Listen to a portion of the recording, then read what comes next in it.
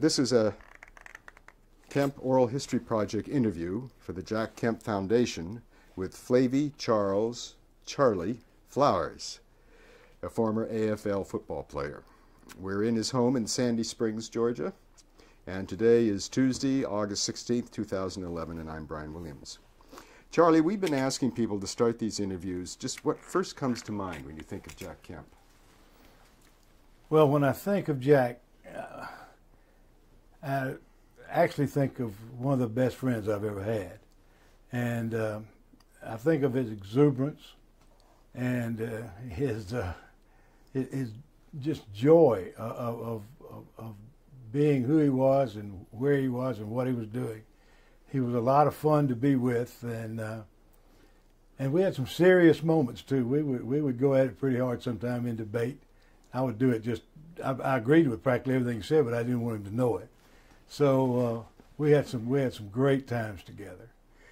Do any of those great times pop into your mind easily, and you could relate some? Well, we met, as you know, the first year of the AFL. We were the Los Angeles Chargers. We knew we were, but not too many people in Los Angeles knew we were. But anyway, so Jack and I met the first day of practice, and for some reason, we hit it off as friends, and his roommate and my roommate at the time got cut pretty early, and we roomed together. And so some of the early conversations I had with Jack were pretty amazing, because Jack had, to my knowledge, really basically three great passions. One was football, one was politics, sort of politics, and the other was, believe it or not, economy. So he would spend a lot of time after practice and when in the quiet of the night, we'd be discussing things that I didn't think we were going to be talking about as a pro football summer camp. So he was a delight even then. So those are the things that struck me about Jack being Jack. As I recall, he might have been that year, or maybe a year or two later, that he worked for Ronald Reagan's group, and he really thought the world of Ronald Reagan and what he stood for. And I think that had a pretty basic setup for Jack's thinking down through the years, were those early years with him or with his group. So needless to say, we had some pretty interesting conversations in that first training camp that year together. Did you have to explain to the other players what Jack Kemp was all about because of this aberrant behavior, or not? Not really, because it's hard to remember that it was 49 years ago, but from the very beginning, it was obvious that Jack was going to be the quarterback.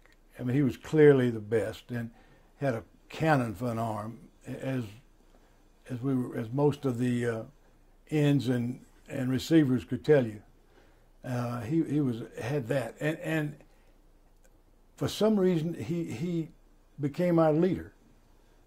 Not that he sought it. I mean, it just was his style to be a leader, and so you really didn't have to explain Jack's behavior or his interests, because everybody looked up to him and thought so much of him. I mean, Jack was that kind of guy even from the beginning. He was a well thought of, aside from his talent, leader. What form did that take, his style, sort of? What accounted for people immediately saying? Well, first you have to be good. You can't be a leader if you don't have the talent. I mean, I don't know of one. So he had that, and he had that exuberance, and also Jack was bright. I mean, we all know that, obviously, but it was evident then that Jack knew what he was doing, and people just gravitated to him and looked up to him. And as I say, I don't think he sought that. It just was his by divine right, I suppose. So the guys, you didn't have to explain Jack to anybody. He was pretty self-evident, I guess you would say. Did you room with him the whole 2 years you were together? Yes, we roomed together, training camp and on the road, and for the whole time we were there. And then the third training camp before we both got traded. Talk a little bit about the Los Angeles Chargers, a team that is created out of nothing. What was it like? Right. Well, everybody was a rookie. That was strange because we had old veterans. I think Jack had been playing for 2 years, and we had guys that had been in and out of the league, and so it was a mishmash of young guys like myself and older guys, and so we all had to just blend together. And I think probably Sid Gillman, one of his great talents was making sure that we all worked as a team and no individuals, and he was bigger than the team. Let's put it that way. So they really, it was just like a group of guys came together and formed a team from all over the country. Wisconsin veterans, guys from the Big Ten, the Pac-10, some from the SEC. They were all over the place.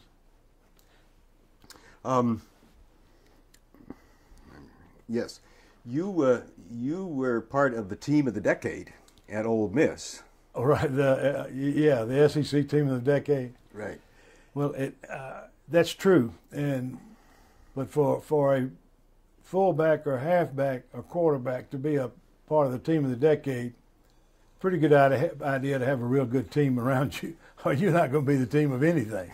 So we had a great football team. We really were. As a matter of fact, the Ole Miss team was in 1959 was the SEC team of the decade. So it was possible because of that. Right. And did several of you go into professional football? Oh yeah, practically the whole starting team, either all the seniors and the juniors the next year, all of them practically went in. Now tell me about your being courted by various teams and signing 2 contracts and that whole complicated picture. Well, when I made one of the All-American teams, we went up to New York, and the Giants had drafted me the previous year because I was a 5th-year senior. And so we visited, and they wanted to talk about contract, which was fine to me because we had a bowl game to play, but I was through after that. So they said, if you would sign a salary agreement, it wouldn't be a contract, but it would be an agreement that we would pay you this amount and you would earn this amount.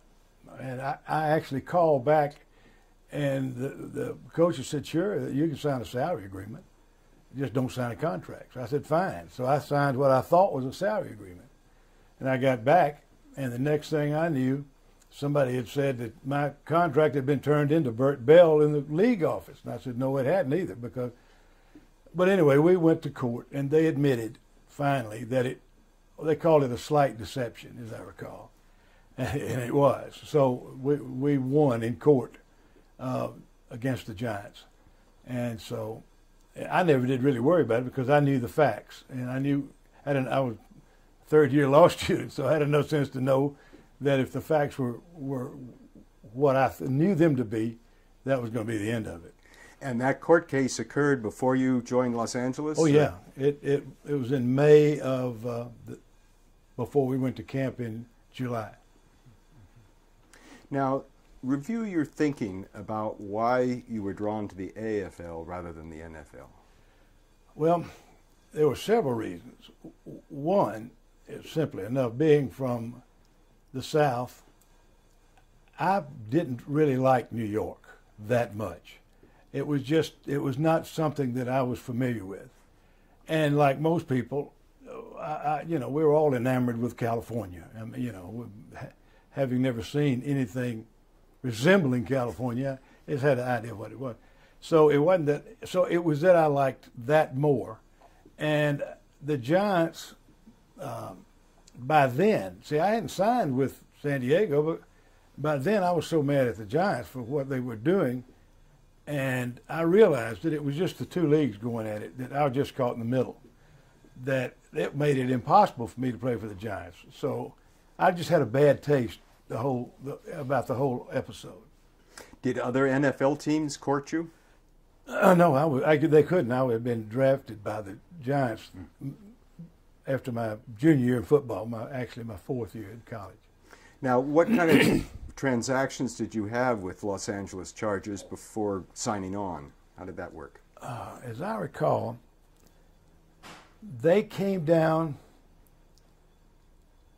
in January, and no, they came down at the end of December. We were in training camp. I mean, going getting ready for Sugar Bowl, and they talked to me. As a matter of fact, I think it was Frank Leahy, who was the old coach of Notre Dame.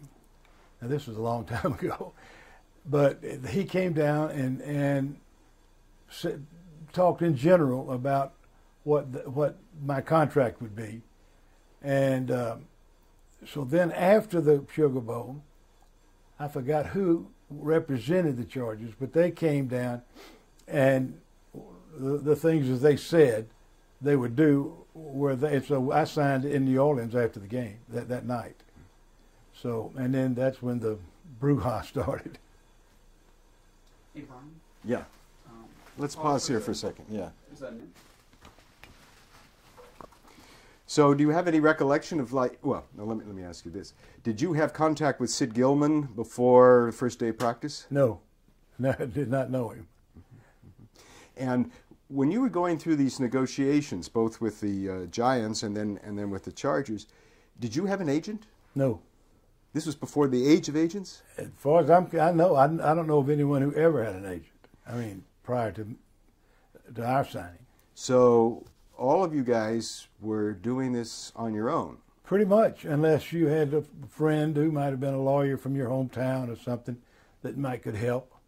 But no, I don't know. There may have been some, but I really don't know. For one thing, the salaries weren't enough to keep an agent in groceries. That's right. But now you had a leg up because you had the legal, I mean, you were almost through with law school, so you represented yourself probably pretty well. Well, I don't know. I don't recall taking anything in law school that got me prepared for dealing with these people, but I think that probably, to some degree, it might have helped. Right. So what was that first year like then, as a season?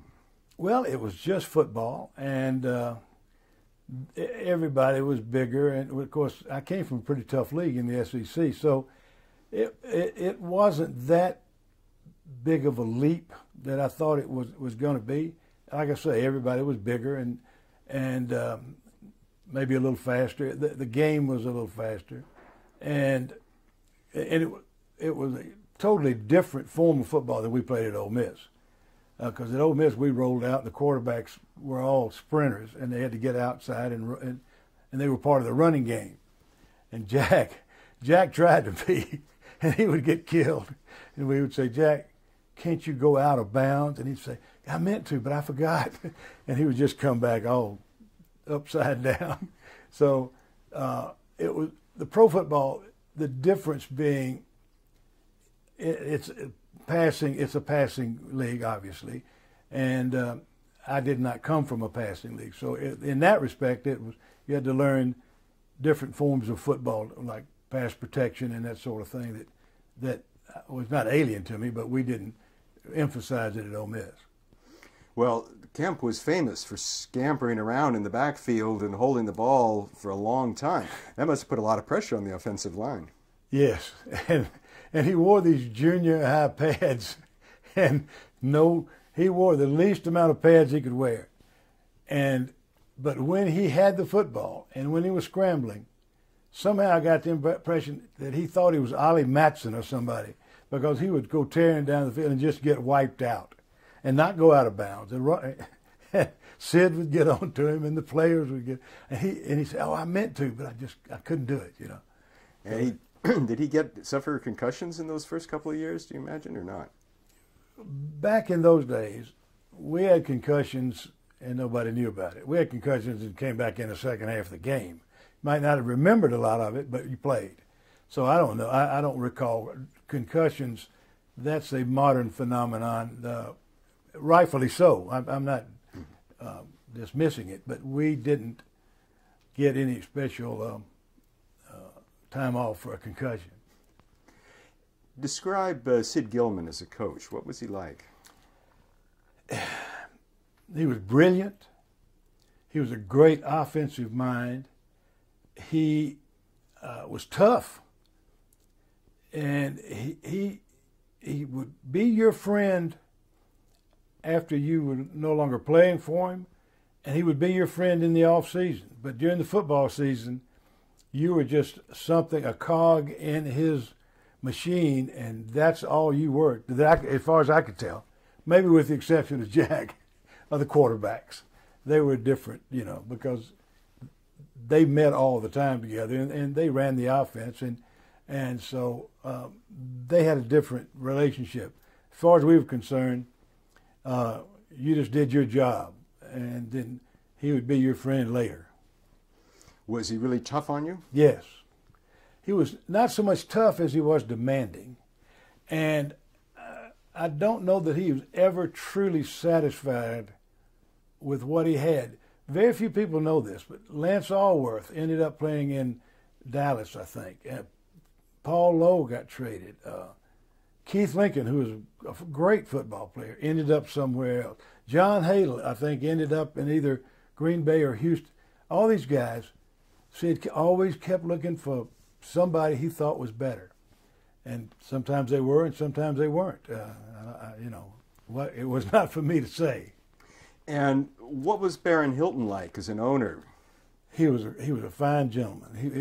He stayed hands off more or less, as far as I knew, but he was a really nice person and was a real plus for the organization, I thought. Did he interact with players much?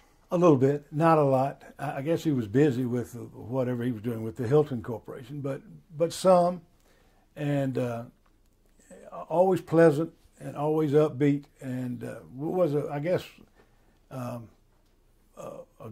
really great owner. And he let Gillman do his hiring and firing. Yes, I can't imagine anybody letting Sid do anything but that, because he ran everything about the franchise that was run. Is that typical of coaches generally, or is that unusual? I wouldn't think so, because Sid was the coach and general manager, and that is unique. Certainly today, there is no other team that has that I know anything of. So he was the Chargers. I mean, what he said happened, and what he said no didn't happen. So it was just that simple. Chuck Noll and Al Davis were also around. Yeah. It was obvious that they were bright. It was obvious that they were going to go somewhere. I think it was Al's first major coaching job, as I recall, and Chuck, I think he had just not been out of pro football very long. But yeah, they were bright young brains, and it was obvious. You said a moment ago that when Kemp arrived, it was clear that he was going to be the quarterback. There were two other quarterbacks on the team, I think, Bob Clatterbuck and Bob Larraba. And then I think they made a linebacker out of Bob Larraba. And the next year, Hunter Ennis came and played. But Jack, I'm not to say that these guys weren't good football players, they were. But Jack was clearly, from the very first day, it was obvious that Jack was going to be the quarterback. Talk a little bit about race in the very early days of the AFL. And did Gillman have a particular point of view on that issue? Well, because I was from Mississippi, so I took a lot of kidding, and I kidded back. And we were good friends, Paul Lowe and Ernie Ladd and Earl Faison, Ernie Wright. We were all good friends, and we sort of blended as a team. Now, when we went to Houston, as I recall, we might have stayed at the University of Houston campus. And I remember we went to a movie, and we had some of the black guys on the team either didn't go or couldn't get in, and we walked out as a team. And that was the only thing I remember overtly of a racial nature. The guys on the team, we would kid each other. They would kid me about being from Mississippi, and I'd say, yeah, I'm going to get you behind the cotton curtain, you know, and we would joke about it. But we got along really well because there wasn't a place for that. I mean, we dressed together, we ate together, we slept together, we hit each other on the field, and we were a team. Was Ole Miss integrated when you were there? No. So did you have a learning curve at all? Well, no, because my hometown was probably 2/3 black, so it wasn't as though I was a stranger to black guys. I'd grown up with them, you know. So, but we were integrated, but I would play touch football back when I was a kid, and so I don't think the SEC integrated to the. I remember that we like to joke that when Sam Cunningham from Southern Cal came down and played Bear Bryant of the Alabama Crimson Tide, had just beat him to death.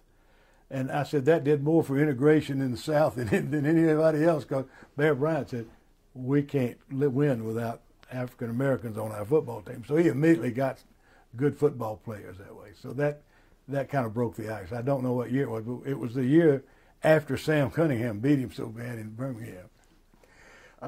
Did Jack have a particular role in terms of race or during the years you were with him? Jack, to my knowledge, it's hard to say, he didn't even acknowledge that there was a race. In other words, to him, people were people. He just didn't. And I know that years later, as he got into politics, he genuinely was on the side of whatever form of integration was necessary for him to tout. He was definitely a believer.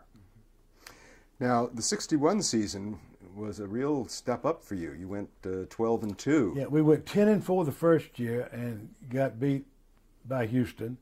And the second year we went 12-2 and got beat by Houston again, as a matter of fact.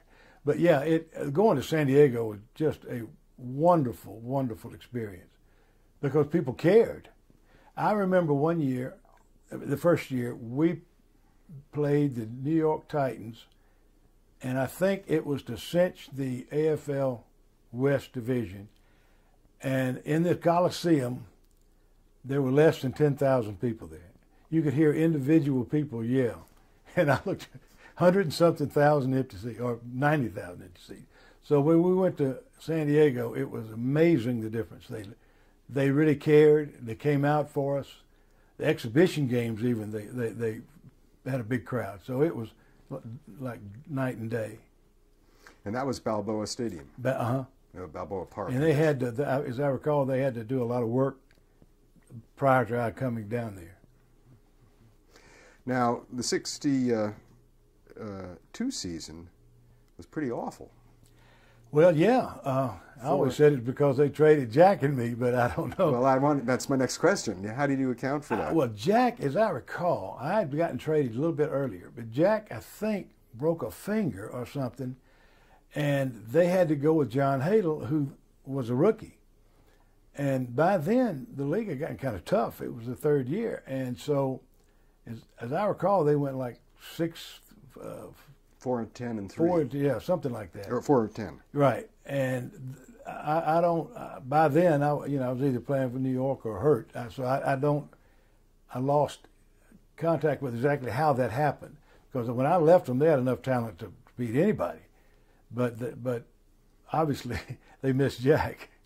And that had to be one of the key reasons. I don't know if he was responsible for 4-10, but believe me, had he played, they'd have been better. And it made Buffalo immediately better when he got there. Did others of you go in '62? I don't know. The attrition with the Chargers was so great. he would churn players. I mean, you never knew. He would bring them in, get rid of them. He'd say hello and meet somebody, and their locker would be gone 2 or 3 days later. It was pretty wild. Do you think Sid Gillman was really surprised when Buffalo was able to pick up Kemp on waivers? This came from Jack. Most people think Jack got traded, but as I recall, he was put on waivers and Buffalo picked him up, even with his injury. But I can't imagine Sid Gillman being outsmarted on a waiver wire. That's not like Sid. That's not like that to happen to him. So I wasn't there, and I don't know, but my guess would be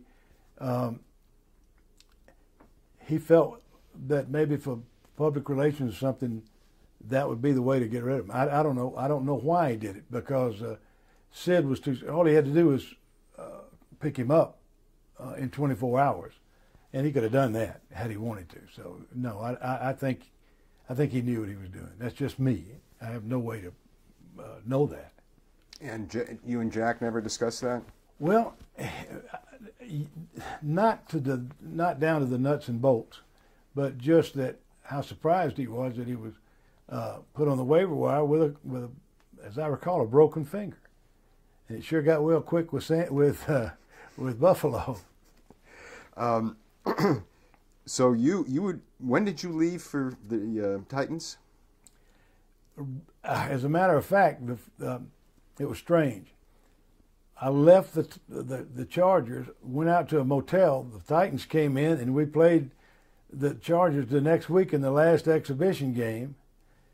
And we went to Oakland and played Oakland, and came back and played San Diego in the second game of the series. So I played 3 games still out on the West Coast with another team. That was strange. But you went over to the Titans at what point? Yeah, they got it was the last exhibition game of the season, because they flew in and I joined them, and we played San Diego that week. But you went to practice and played for the Chargers for the first 3 games. First 3 exhibition games. Right, exhibition games, yeah. And got traded to. I think then he'd realized Paul Lowe and Keith Lincoln might be a little bit better than I was, so that might have had something to do with it. Keith was a great football player. And then Jack, I guess, didn't leave until the season had started. Right. So you were. I've heard this rumor, this story, that Jack, after he was traded, or after he not traded, after Buffalo picked him up. Buffalo picked him up. He came back to the practice field in San Diego to say goodbye to the teammates, and Sid Gillman would not recognize him. Just looked the other way. Have you heard that? No, but it's certainly believable. Sid was tough. He was single-minded. Let's put it that way. Single-minded. People to him, football players to him, were a commodity. Now, Dr. Jekyll and Mr. Hyde once a season. He was a wonderful, wonderful guy after the season. But during the season, not so wonderful. I don't like to speak ill of anyone, but he was tough. So talk a little bit more about the nature of your relationship with Jack Kemp. First maybe with football, and then later. Well, it lasted 49 years. So I'll make it as brief as our football association, we just sort of became great friends. And then when he played for Buffalo, he would come back. I was living in Jackson, Mississippi at the time, and he came back through Jackson with Joanne, his wife, and the kids. And we had a babysitter, and we went to the Sugar Bowl together and had a great time. And then I was scouting at that time for the Chargers, and a couple of times I went to Buffalo to scout, and we'd get together there. And then we went. As a matter of fact, we went to the first Super Bowl together in Los Angeles. He had gotten beat by Kansas City, I guess, in the championship game, and so they came out to the Coliseum, and we joined them then. We went, Joanne and Jack and Sharon and me went to the game together. And that was 67. So then Jack retired from football, I think 69, 8 or 9, and immediately got into politics. And it was always my belief that when you say Jack got into politics, he got into politics because that's what it's called. But Jack, to me, was not a politician. Jack had a set of core beliefs, and to my knowledge, it never changed. Jack did not, in the sense that politicians may sometimes put their finger in the air and see which way the wind's blowing. I don't recall Jack ever having done that the whole time he was in politics. So he began a group of his friends and from all over the country that we'd go to Super Bowls together, and Jack would put it all together and get tickets from the league, and also I digress, but he was also the president of the AFL Players Association, so that was sort of a beginning of his political career. But Jack had three loves, as I said: football, economics in the sense that it was conservative economics, and politics to the degree that that's what it took to get his points across. So we would go to the Super Bowls together and just have a great time. And one of Jack's big heroes was Abraham Lincoln. And me being from the South, I respected him, but he wasn't one of my great heroes. And we would go at it and I would read up on Abraham Lincoln so I could pull his chain a little bit. And he would always defend him. And we spent a lot of time teasing each other about Abraham Lincoln. And we would get together at these bowl games and just rehash and kind of renew our friendship. So then in the early, Jack was a skier. I'm kind of moving around here, but Jack was a skier, always had been a great skier. I'd never seen a pair of skis, but I loved the mountains and we loved the snow. So we went out to Vail one early in 1980, and Jack had a friend across the street from where we were staying, and we just fell in love with it. And so he bought a place, and I bought a place in Vail in the early 80s. And so then from that time on, we saw each other in the winter and in the summer out there. And we skied together, if you want to call it that. Skiing with Jack is the equivalent of seeing the back of his head. That's all you saw when you skied with him. Joanne would ski with us. Jack was gone. But he would wait for us at the bottom of the lift line so we could ride up together.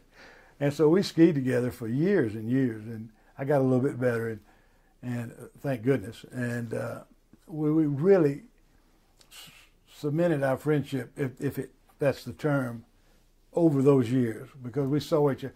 And then Judith, his daughter, moved to Atlanta with her family. And we visited. He would come down and visit Judy, and we would get together and renew. So it was an ongoing friendship for, 49 years. That's a long time. But he was a dear, dear friend of mine. Did he consult with you at all when he was the president of the Players Association? Yes, he didn't so much ask my opinion as he would run things by me. And I think it was his way of wanting my comment without having to say, what do you think about this? Because he obviously had his own mind made up, and he just wanted, I guess, to reinforce.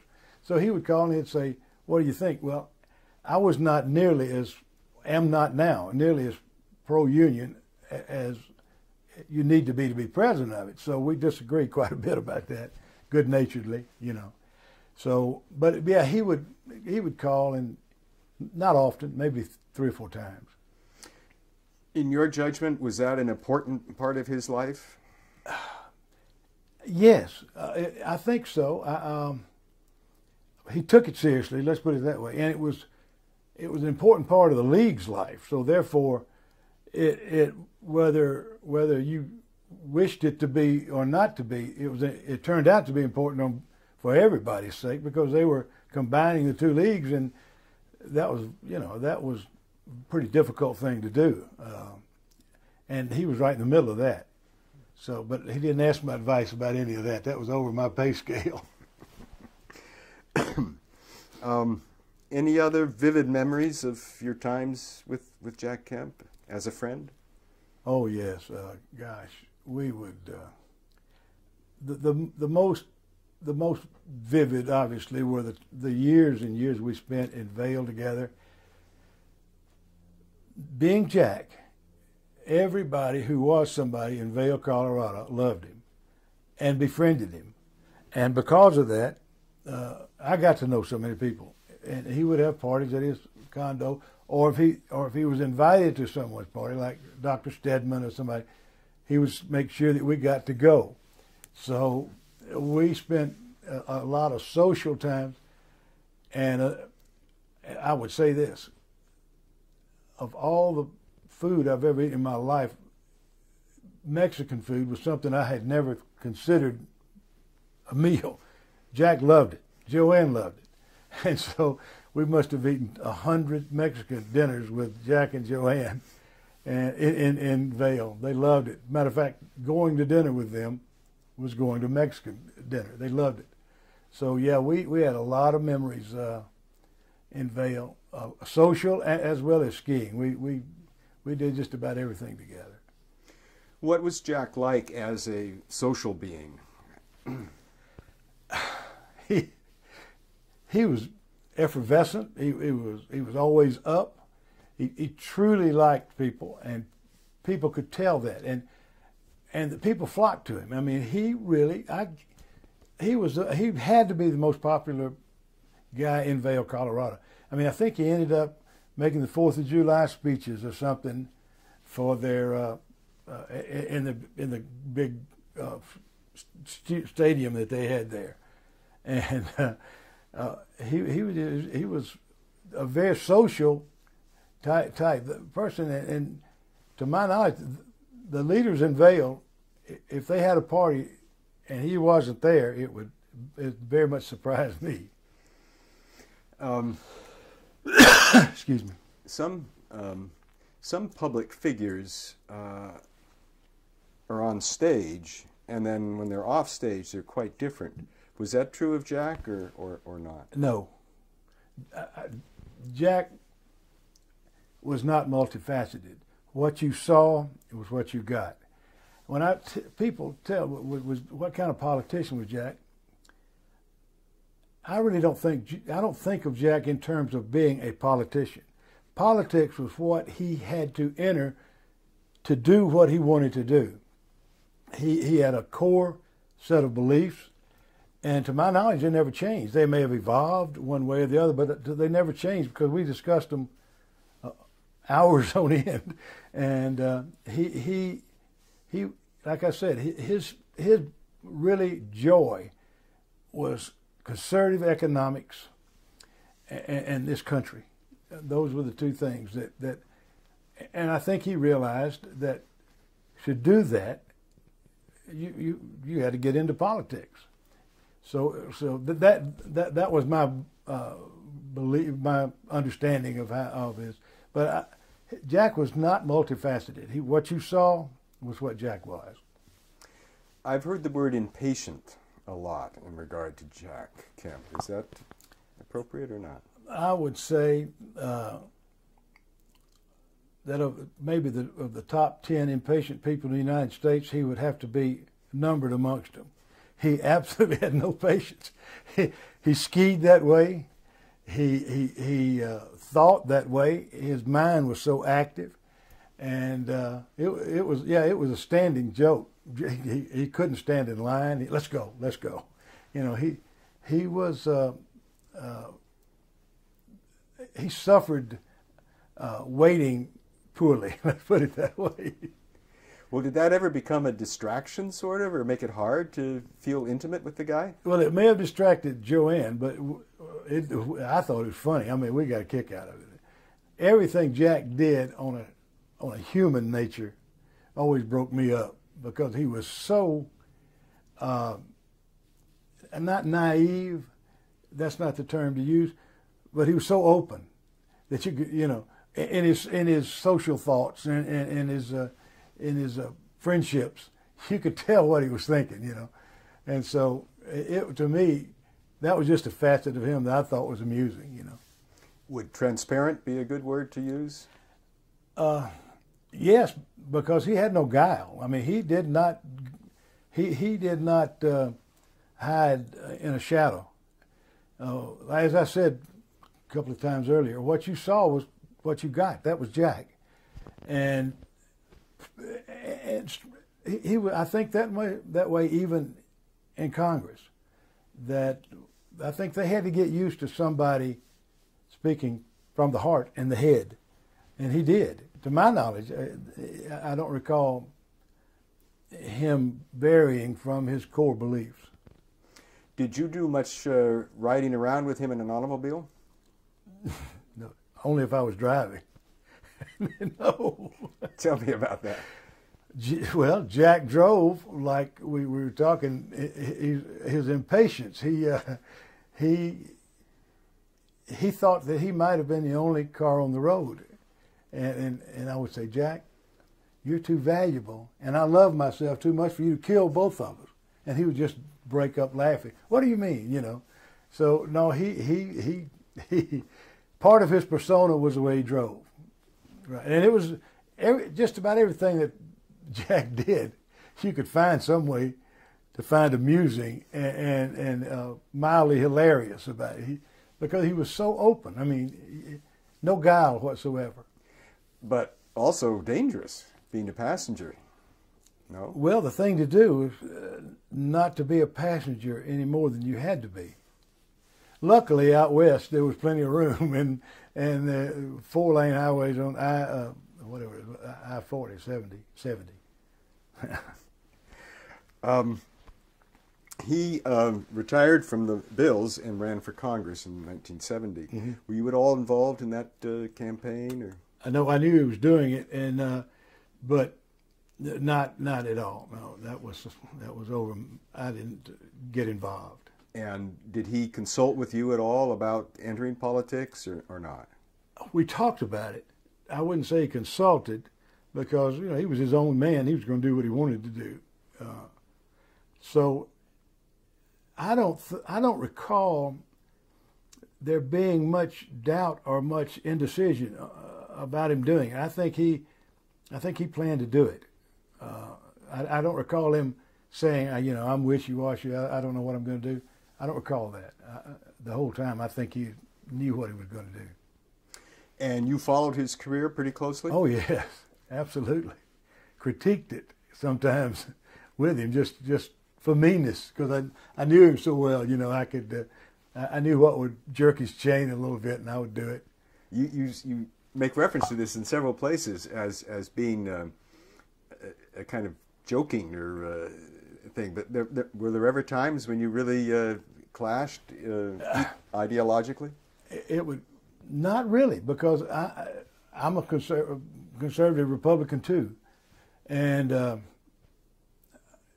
the only times sometimes I would think Jack might have been a little naive in what he expected certain groups of people to do. And I would say, Jack,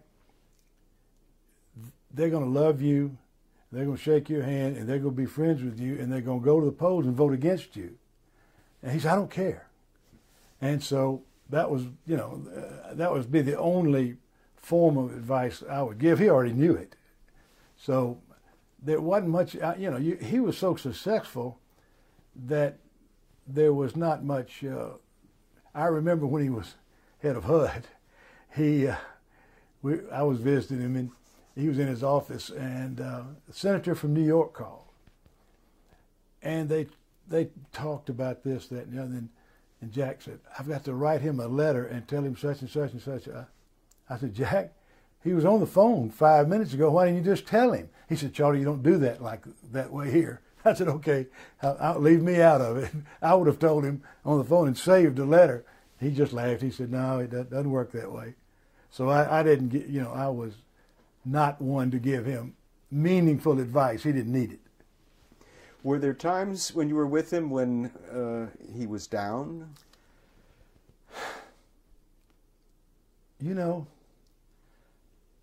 I was with him so much. I can't even, you know, he loved his children. They were his life. And I'm trying to think of something that maybe that would have caused him to be the, not really. Jack was just really, as I say, he was a pretty ebullient person. I don't recall him being highs and lows. He pretty much even across the board. I really don't recall any crisis that he confided in me that would really lower his spirits. Talk a little bit, this will be a tangent in a way, but a little bit about your own career, because you got a law degree, and then what did you do? Well, as I finished my law degree while I was playing with the Chargers. And whereas I really enjoyed the education and I enjoyed studying law, I felt like there were two things you shouldn't do if you didn't really want to do it. One would be a doctor and the other be a lawyer. And you'd be better off not doing it. So whereas I really enjoyed the education, I decided after I graduated, I said, I'm not going to practice law. I just don't have the calling to do it. So I got in a man offered me the job as assistant to the president of an insurance company, and to also teach. They wanted to do some brokerage business with the agents, and I was to teach them the NASD so they could be qualified, and that sort of thing. And I did that for a couple of years, and I said, I've had enough of that. So I got in the brokerage business myself, and I got with Smith Barney, and I was in the municipal bond business with them, and then with Robinson Humphrey for 10 years, and then 10 more years with Morgan Keegan. So I had basically 30 years in the municipal bond business, and it was beat farming, as my daddy used to say. I said it beat farming. And was that in this area, or? Yeah, I got here in 1965, and pretty much the whole time I've been in the bond business, or was in the bond business the whole time. Did Jack Kemp ever try to encourage you to go into politics? We talked about it. It was hard for me to describe how little interest I had in politics.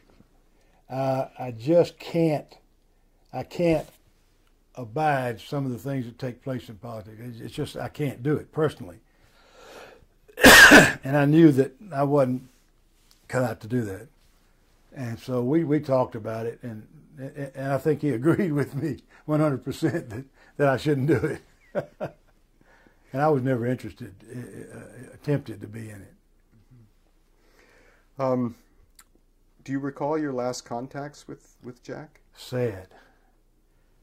We were in Oxford, Mississippi, and I think it was around New Year's of maybe 08 or 09, turning it at 09.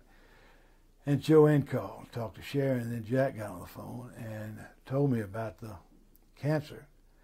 And it just floored me. I mean, you know, Jack was so healthy, and you know,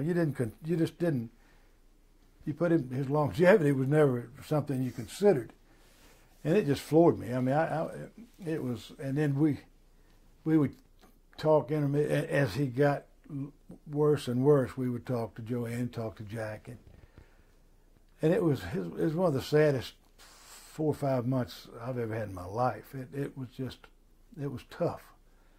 And I can imagine how tough it was on those poor kids and Joanne, bless her heart. So yeah, I recall a lot from January to May. I sure do. Did you go up and see him at all?